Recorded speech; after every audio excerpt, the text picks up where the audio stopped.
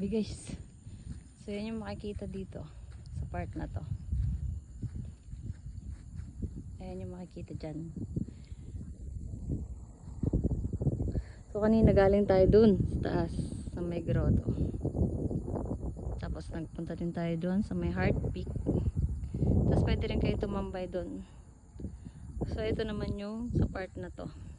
So buti na lang nawala yung fog kanina. Sobrang kapal ng fog kanina kaya akala ko hindi ko na masisilayan ulit yung ganda ng view mula dito. So guys, nandito tayo sa Mount Banoy. At ito ay Batangas City. Yung view na to. Sobrang ganda. Sobrang lamig dito sa taas.